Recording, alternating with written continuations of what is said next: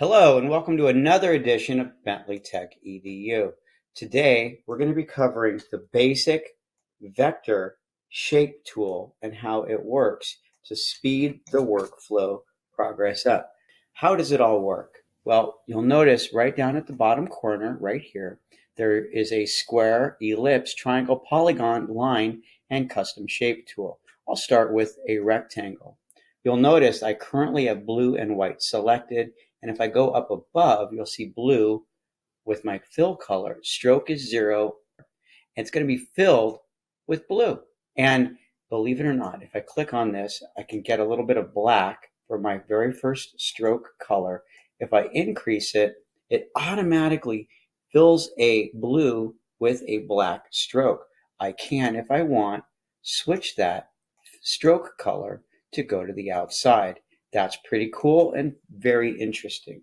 Now, depending upon the version that you have, you can actually grab these little corners to round the edges of your shape. Some older versions have a rounded rectangle tool, others do not. How do you create a perfect square shape? This time, I will make a red fill, and I'm going to hold Shift while making the square. You can see, again, I've made a red square. I have the ability to round the edges if I want. Again, not all programs have that, or at least versions. I now have a stroke, which is a light blue. I'm going to increase that diameter. I'll keep it on my alignment to the outside. Did you know you can make it dashes or dots? And it'll always be interesting to see how they align. Maybe you don't want a red fill. You just want to have the dots. How would you go about doing that? What I would do is take the red fill, click on it, and say no red fill. When you do that, you're only left with the colored dots. So again, if you get a square and you hold Shift while you're pulling, you will create an automatic perfect shape. And that is basically the technique. Now, you may have noticed that when I made the second shape, everything started changing back to the original. That's because if you were paying attention, on my layer panel, I built that second rectangle on the same layer. This does happen to even the best of us. So always make sure you click off to make sure that you're ready to choose the next shape and set of colors. I'm going to throw these into the trash and move on. So we've covered the square. The ellipse tool is just like you would imagine. You can make an ellipse shape and obviously give it color directly from the color picker. And as you might expect, select outlines or strokes in this case that are on the inside, the middle, or on the outside. How do you make a perfect circle? Same idea as the square. What you would do is you would hold Shift, pull the circle shape out, and again, for me, I think this one I'll make yellow, and I'll give it a little bit of a blue stroke outline.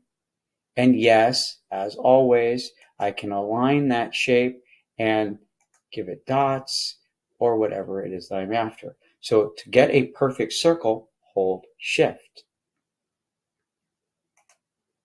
Let's throw these away. What's next? Triangle, just what you would expect. Three-sided shape. If I hold Shift, I can make a perfect shape. Let's make that red. And if you look carefully, look. Whoa. Did you really just bend that shape? I did. I bent the corners. Let's give it a cool color. Let's make it black. And we'll increase the diameter of that stroke. We don't want it to the inside. We want it to the outside. So as you can see, we are getting a little bit repetitive in terms of like how do you do things by holding Shift, but we got to cover it. Polygon lasso. Let's take a look. The polygon lasso is interesting because currently it's set at 5. So let's just give it a try. If I hold Shift, I get a very quick and easy pentagon. Let's make it blue. Now what I'm going to do is switch the number from 5 to 8. Let's see what happens. Oh, that's right. I'm making a very fancy octagon, and we'll make it red. Is it possible to bend the shape?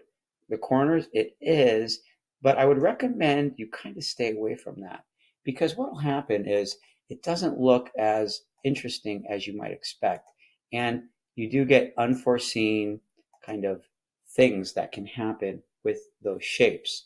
So triangles, octagons, pentagons, all sorts of shapes can be created using various tools. Now finally, I'm about to jump onto the custom shape tool, which I've just gotten. Let's now throw away all these old layers. Now to the custom shape tool. The custom shape tool by default will come in with trees. It's got leaves, wild animals, boats, and flowers. What I like to do is go about it a different way.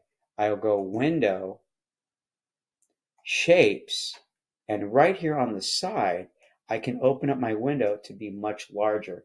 Again, you can see that I have my flower. I could drag it over here. Now be aware, it will remember the very last thing that you did. So remember, I did a red shape. Guess what? Now it's a red shape. And if I click onto the layer using my black arrow, I can go ahead and edit any way that I want and also give it some interesting effects. That being said, they are fun, they are interesting, but it's not really as cool as some of the more detailed things that are available for you to use. Take a look at the little hamburger shape. What I'm going to do is load the legacy shapes. I love the legacy shapes. Let's throw this away. What's inside of legacy shapes?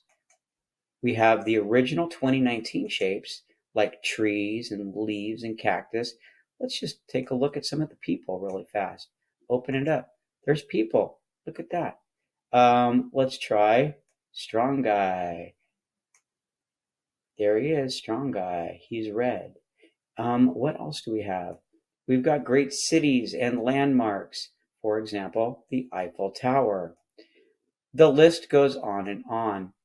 From dinosaurs, Velociraptor and Brontosaurus, to other sorts of fun shapes. If you are a fan of the original shapes that were used back in the day, they are still there, and they're hiding not in the 2019 shapes, but in the default legacy shape folder. These are very primitive, but very effective. I have found that these symbols, like the restroom people, airplane, copyright, and the atomic symbol are lots of fun. Here, let's wink this off. Again, it's going to show up as red. Let's take a look. Whoa, that's pretty cool. And of course, if you really wanted, you could fill this with a gradation or any other sort of thing that you're after. Each situation is going to require a different setup, and that's basically how it would work. If you want to scale things, go ahead and give them a scale. When you're happy with it, you just pick it up and move it to where it got to go. If you move it to where you want to place it, and there you go. As you might expect, everything is editable. I'm currently set up with red. Maybe I want to make it a black, all rights reserved, and just like that, it is now black. Yes, you can edit these, but we'll save that for another day and another lesson.